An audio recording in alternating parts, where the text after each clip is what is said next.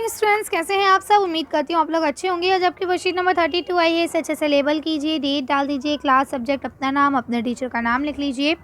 आज हम लोग पढ़ने वाले हैं लाइट के बारे में, जिसमें हम लोग शेडो और उसके रिफ्लेक्शन के बारे में पढ़ेंगे।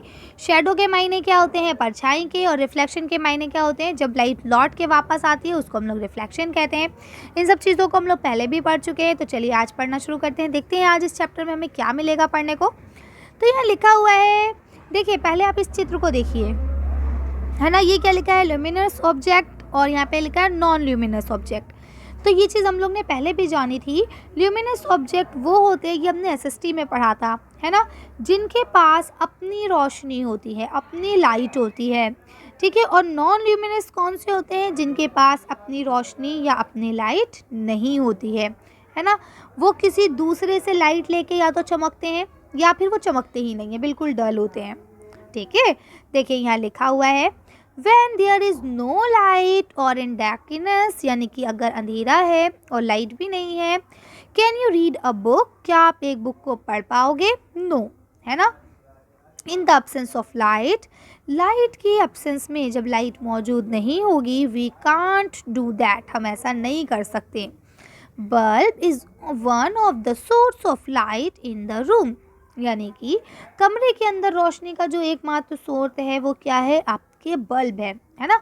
हमारे कमरे में जो रोशनी होती है वो किससे होती है, बल्ब से होती है। In the same way, same उसी तरह से, sun is another familiar object that gives it on lights, यानी बोलते हैं कि बल्ब के अलावा अगर कोई दूसरा है तो वो सूरज है, जो हमें अपनी रोशनी देता है, ठीक है, जिससे हमें सब चीज़ें दिखती हैं।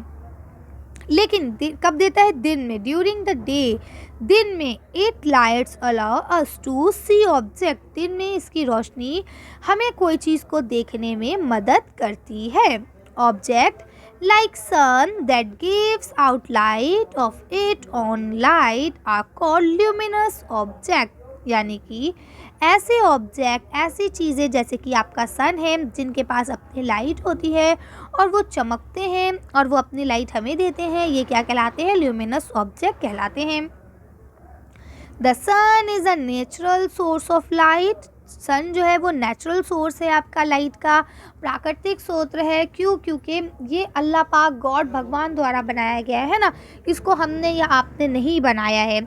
And the bulb is the main made source of light, यानी कि जो बल्ब है वो मेन मेड है, यानी कि उसे किसी इंसान ने बनाया है, ठीक है। अब इसी से रिलेटेड यहाँ पे आपको क्वेश्चन लिखा है, लेट अस प्रैक्टिस, चलिए प्रैक्टिस करते हैं। Classify the following object into luminous and non luminous object. अब आपको यहाँ कुछ सब ऑब्जेक्ट दिए गए हैं, आपको उन्हें डिवाइड करना है ल्यूमिनस और नॉन ल्यूमिनस में। तो आपको पता है टॉर्च ल्यूमिनस है, सन और फायरफ्लाई, ये तीन ल्यूमिनस हैं क्योंकि इनके पास अपनी रोशनी है। जबकि बुक, स्टूल और पेन, ये तीनों आपके नॉन ल्यूमिनस हैं क्योंकि इनके पास लाइट नहीं है। ओके, क्लियर है। चलिए आगे चलते हैं। अब हम अगली चीज़ पढ़ने वाले हैं, ट्रांसपेरेंट, ट्रांसलेट और ओपिकोए, ठीक है। तो देखिए ट्रांसपेरेंट किसे कहा जाता है, तो आप सब जानते हैं, object that allow maximum amount of light to pass through them, यानी कि ऐसे ऑब्जेक्ट जो अपने अंदर से ज़्यादा मात्रा में लाइट को जाने देते हैं, वो आपके ट्रांसपेरेंट कहलाते हैं। So we can see clearly through them, तो इसी वजह से, क्योंकि भाई वो लाइट को पास होने दे रहे हैं, इसीलिए हम उनके अंदर से कोई भी चीज़ को आसानी से और साफ देख पाते हैं, ठीक है। अब हम बात करते हैं ट्रांसुलेंट की। तो ट्रांसुलेंट कौन होते हैं, तो देखिए यहाँ लिखा हुआ है, some object that allow some amount of light to pass through them, यानी कि ऐसे ऑब्जेक्ट जो अपने अंदर से कुछ मात्रा में लाइट को पास होने देते हैं, मैक्सिमम नंबर नहीं पार होने देते, कुछ, सम अमाउंट, कुछ, है ना। So we can see partially through them, यानी कि उसमें हम पूरा नहीं देख पाते, उसमें हम थोड़ा थोड़ा देख पाते हैं, ठीक है। अब यहाँ लिखा है ओपिका है, यहाँ पे इसका मतलब क्या होता है, object that do not allow any light to pass through them, यानी कि ऐसे ऑब्जेक्ट जो अपने अंदर से किसी भी तरह की कोई लाइट को गुजरने नहीं देते हैं। So we can not see through them at all, तो इसके अंदर से हम लोग नहीं देख पाते, जैसे कि आपकी दीवार, है ना। अब यहाँ देखिए आपको कुछ एग्जाम्पल दिखाया गया है कि देखिए भाई जो आपके ट्रांसपेरेंट होते हैं, ट्रांसपेरेंट होते हैं, ये आपके ऑपिकाई होते हैं, इन्हें कैसे करते हैं। तो देखिए ट्रांसपेरेंट जितनी लाइट निकली सारी लाइट पास हो गई, मैक्सिमम नंबर। ट्रांसपेरेंट में क्या होता है कि जितनी निकली उसकी 50% ही गई, है ना।